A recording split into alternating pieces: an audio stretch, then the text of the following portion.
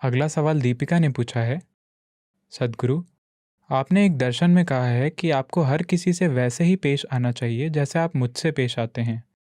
सद्गुरु, आप करुणावतार हैं, लेकिन मेरे घर में एक अमानवीय दुष्ट प्राणी है। उसमें आपको देखना मुश्किल हो जाता है। इस परिस्थिति में मैं उससे कैसे निपटूं?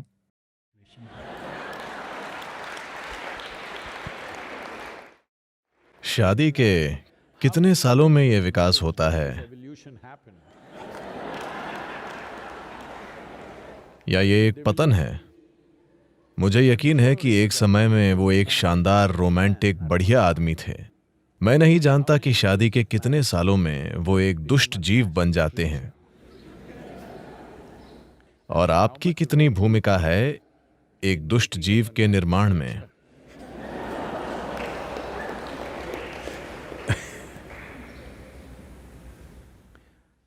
देखिए, खासकर अगर वो एक दुष्ट जीव हैं, अगर ऐसा है तो ये आपका नजरिया है।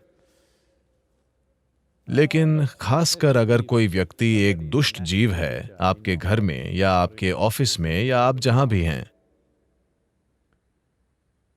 आपका किसी चीज को एक खास तरीके से देखना उनके बारे में नहीं है, यह आपके बारे में है।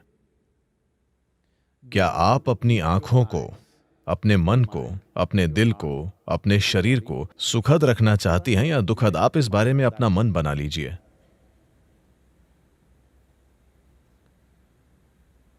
अब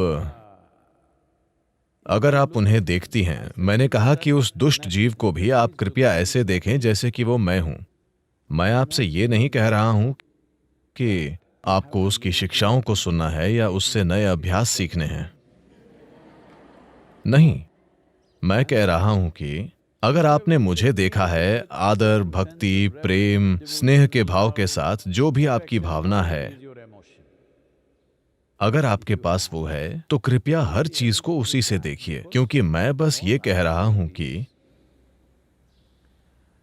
आपके पास एक शरीर है, आपके पास एक मन है, आपके पास भावना है, ऊर्जा है। हम अभी आपकी भावनाओं के बारे में बात कर रहे हैं। अगर आप भावनाओं की मधुरता के एक खास स्तर तक पहुंचते हैं अपने जीवन के किसी पल में, या तो अपने प्यार के कारण या भक्ति या करुणा या किसी भी वजह से आप मधुरता के एक खास स्तर तक पहुंचते हैं, यह आपके जीवन में एक ऊंचा मुकाम है। अब आपको उससे वापस नहीं आना चाहिए, आपको ये देखना चाहिए कि उससे आगे कैसे जाएं। मैं कह रहा हूं कि जो भी आपकी सबसे ऊंची या सबसे मधुर या सबसे शानदार भावना थी, उसे आधार रेखा बना दीजिए। आप वहां से वापस क्यों आ रहे हैं? अगर आपने वैसी भावना का अनुभव नहीं किया होता, तब मैं आपसे क्या कहता? आपने अपने जीवन में कौन सी सबसे मधुर भावना महसूस की है? मेरा बच्चा। ठीक है, हर किसी को अपने बच्चे की तरह देखिए। हमने आपको ये एक समय पर कहा था, फिर मैंने देखा आप यहां बैठे आनंद और प्रेम के आंसू अपनी आंखों से बह रहे थे। फिर मैंने कहा हर किसी को उसी तरह देखिए जैसे आप अभी मुझे देख रहे हैं, क्योंकि ये आपकी आंखों को, आपके मन को, आपके दिल को, आपके शरीर को और आपके जीव को मधुर और शानदार बना देगा। ये उनके बारे में नहीं है, खासकर अगर वो मुश्किल दे रहे हैं। फिर आपको अच्छी ट्रेनिंग मिल रही है। अगर आप नर्क जाते हैं तो भी आप अच्छे से रहेंगे। हाँ,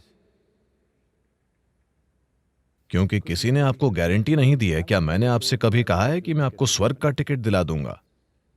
मैं आपको लगातार धमकाता रहा हूं कि चीजें यही होंगी।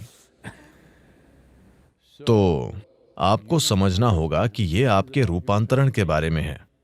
आपके साथ समस्या यह है कि चूंकि आपने वो क्या है, वैसे भी मैं कोई नाम नहीं लेना चाहता।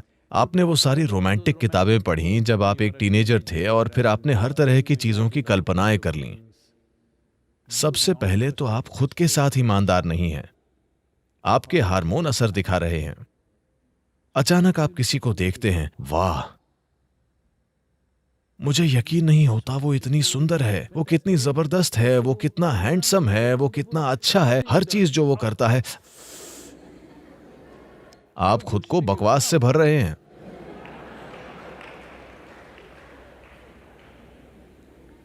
नहीं नहीं, वे चाहे जो भी करें, आप खुद को सुंदर बनाइए। अब अगर वे दुष्टता भरी चीजें कर रहे हैं, आप फिर भी शानदार हैं। ये बात अलग है। आप जानते हैं कि वे दुष्टता भरी चीजें कर रहे हैं और आप तब भी शानदार हैं। ये असाधारण है। वे दुष्टता भरी चीजें कर रहे हैं लेकिन आप सोचते हैं कि वे सुंदर चीजें कर रहे हैं। ये मूर्खतापूर्ण बकवास है। मैं आपको बताता हूं, कोई व्यक्ति जो भारतीय सेना में काम करता था, उसने मुझे ये बात बताई क्योंकि हम उसी तरह की परिस्थिति में थे कहीं और। तो उस समय वो ये बात बता रहे थे। वे पूर्वोत्तर इलाकों में ड्यूटी पर थे जहां हाथियों की काफी आबादी है। तो वो एक बटालियन के लीडर हैं। वो मेरे ख्याल से 18-20 लोगों के समूह का नेतृत्व कर रहे हैं। वे जंगल से होकर जा रहे हैं और उन्होंने एक बहुत बड़े हाथी को देखा। हर कोई पीछे हट गया। उन सभी के पास हथियार हैं, ठीक है, शक्तिशाली हथियार। ये घुसपैठ रोकने वाला दल है। इसका मतलब वे पूरी तरह से हथियारों से लैस हैं। वो हाथी को 100 मीटर, 200 मीटर की दूरी से मार गिरा सकते हैं, वो जहां से भी चाहें। लेकिन वे सब पीछे हट गए क्योंकि वे वहां उस मकसद से नहीं हैं। लेकिन वो मुझे ये इसीलिए बता रहा था क्योंकि इस तरह की एक परिस्थिति एक दक्षिण भारतीय व्यक्ति के साथ हुई। तो अचानक उस ग्रुप में एक तमिल आदमी था जो सार्जेंट यानी एक हवलदार था। उसने अपने हथियार नीचे रख दिए और कहा, गणपति आ गए हैं, गणेश गणेश। और वो एक मंत्र का पाठ करने लगा। वो किसी गणपति मंत्र को जानता था। वो जाप करने लगा। वो सामने दौड़कर हाथी के पास चला गया, बस 50 फुट दूर, और घुटनों के बल बैठ गया और जोर जोर से मंत्र का पाठ करने लगा। हाथी ने उसे देखा। ये कौन बेवकूफ है जो उसे हर तरह के नामों से पुकार रहा है जो उसे अच्छे नहीं लगते। और ये लोग देख रहे हैं किस तरह का चमत्कार हो रहा है। हाथी बस वहां खड़ा है और ये आदमी अपने घुटनों के बल बैठा मंत्र का पाठ कर रहा है। हाथी बहुत तेजी से आगे बढ़ा और 2 सेकंड के भीतर या शायद 5 सेकंड में वो उस आदमी के ऊपर था। उसने उसे कुचल दिया, पीछे घुमा और चला गया। ये लोग भौचक्के रह गए और वे उसे बस कुचले जाते देखते रह गए। फिर कुछ लोगों ने हथियार निकाल लिए। जिस आदमी को मैं जानता था, जो इस टोली का इंचार्ज था, उसने उनको शांत किया क्योंकि वो पहले ही मर चुका था। एक पल में वो आदमी मर गया था। मैं आपसे ये इसीलिए कह रहा हूं कि हाथी आपके साथ, जंगली हाथी आपके साथ अच्छी चीजें नहीं करेगा बस इसलिए क्योंकि आप उसे भगवान कहते हैं, आप उसे गणपति कहते हैं और उसकी पूजा करने की कोशिश करते हैं। वो नहीं करेगा, वो वही करेगा जो उसे करना है। इसी तरह आपके घर में जो प्राणी है,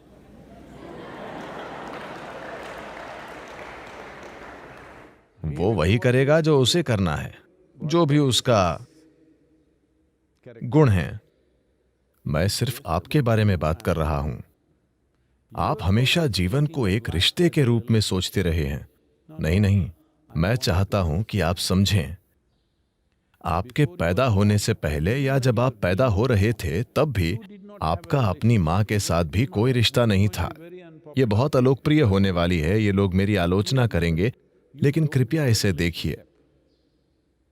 आपका कोई रिश्ता नहीं है, हमारा बस एक अस्तित्व है। रिश्ता आपकी जरूरतों की वजह से बना। आपने उन्हें भोजन के रूप में देखा, आप उनके पास गए। आपने उन्हें अपने जीवित रहने के आधार के रूप में देखा, आपने उसे जल्दी से पहचान लिया। जिस पल बच्चा पैदा होता है, उसे किसी दूसरे पुरुष या किसी और महिला को सौंप दें और उन्हें बच्चे की सभी जरूरतों का ध्यान रखने दें, बच्चा तुरंत उनके पास चला जाएगा। ये पूरी सोच कि आपको लगता है कि वो आपके पास आ रहा है क्योंकि आप मां हैं और आपने उसे पैदा किया है, नहीं, सिर्फ जरूरतों के कारण। वरना केवल अस्तित्व है। यह अस्तित्व या तो सचेतन हो सकता है और एक अद्भुत उपस्थिति में रह सकता है और इसके लिए उपलब्ध हो सकता है, या बस सर्कस करता रह सकता है। शुरू में आपकी मां सब कुछ थी, वो सबसे अद्भुत प्राणी थी, और फिर आप बड़ी हो गईं, आप एक किशोर बनी और आपने एक लड़के को देखा, वो सबसे शानदार आदमी था पूरी दुनिया में। जब आपकी माँ बीच में आई, अचानक आपको उनसे नफरत होने लगी। हेलो? जब वो आदमी आया, वो सबसे सुंदर था, फिर वो एक दुष्ट प्राणी बन गया, या आपने ऐसा सोचा। अब आप सोचती हैं कि वो सबसे बुरा इंसान है। ये चलता रहता है। मैं चाहता हूं कि आप समझें कि सुंदरता और बुराई दोनों आप बना रहे हैं। मैं आपसे ये बनाने के लिए, मैं आपसे ये सोचने के लिए नहीं कह रहा हूं कि ये व्यक्ति जो कुछ भी कर रहा है वो शानदार है। ये जीवित होने का एक मूर्खतापूर्ण तरीका है। ये सिर्फ इतना है कि अगर आप सब कुछ देखते हैं तो आपके पास जो भी चरम अनुभव है उसे आधार बनाएं। This is growth. यही विकास है। आपने सांप और सीढ़ी का खेल खेला है? Swing, swing. आपने वो खेल खेला है, सांप और सीढ़ी का खेल? जब आप इस खेल को खेलते हैं तो आपका इरादा एक बार सीढ़ी चढ़ने के बाद वापस आने का नहीं होता। आप एक सांप को नहीं छूना चाहते हैं, आप एक और सीढ़ी खोजना चाहते हैं, एक और सीढ़ी ऊपर जाना। ये जीवन की एक सहज अभिव्यक्ति है। तो एक बार जब आप अपने भीतर मिठास का एक निश्चित स्तर जान लेते हैं तो इसे नीचे मत लाइए। यही आधार होना चाहिए। अगला स्तर बेहतर और बेहतर होना चाहिए।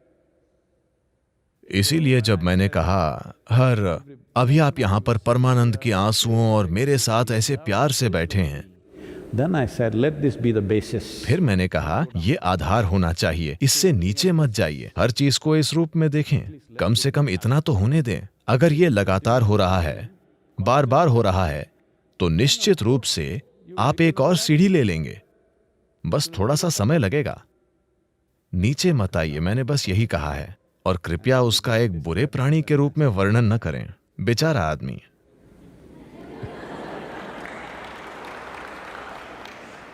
This happened. ये हुआ। मुझे लगता है कि मैं आपको बता चुका हूं। हो सकता है कि इन दिनों में से पहले मैं आपको बता चुका हूं, मुझे याद नहीं है, लेकिन मुझे इसे फिर से बताना चाहिए। शंकरन पिल्लई ने सोचा कि उसकी पत्नी का चक्कर चल रहा है। उसने एक जासूस को काम पर रखा। मैं इसे जल्दी जल्दी कह रहा हूं, सिर्फ आपको याद दिलाने के लिए। उसने कहा, मुझे उसके खिलाफ सबूत चाहिए। तो जासूस घर के बाहर इंतजार कर रहा था। उसकी पत्नी घर से बाहर निकली, उसने उसका पीछा किया तो वो एक पार्क के पास गाड़ी पार्क करके अंदर चली गई। एक आदमी बेंच पर बैठा था। जैसे ही उसने इसे देखा, वो दौड़ता हुआ आया। वो दौड़ते हुए गई। वे एक दूसरे से गले मिले, हाथ पकड़े और बेंच पर बैठकर हंसी खुशी बातें करते रहे। उसने पूरा वीडियो लिया और कुछ ही घंटों में वो शंकरन पिल्लई के कार्यालय में आया और कहा, मुझे वो सबूत मिल गए हैं जो आप चाहते थे। सिर्फ एक दिन में मैंने अपना काम किया, मेरे पास इसका सबूत है, ये वीडियो देखिए। शंकरन पिल्लई ने वीडियो देखना शुरू किया और कहा, नहीं, मैं इस पर विश्वास नहीं कर सकता। नहीं नहीं, ये नहीं हो सकता, ये इस पर विश्वास नहीं कर सकता। जासूस बोला, आप किस पर विश्वास नहीं कर सकते? ये एक वीडियो है, ये बनाया हुआ नहीं है, ये वही वीडियो है जिसे मैंने अभी लिया है। उसने कहा, बात वो नहीं है मूर्ख, मैं विश्वास नहीं कर सकता कि वो इतनी मजेदार है।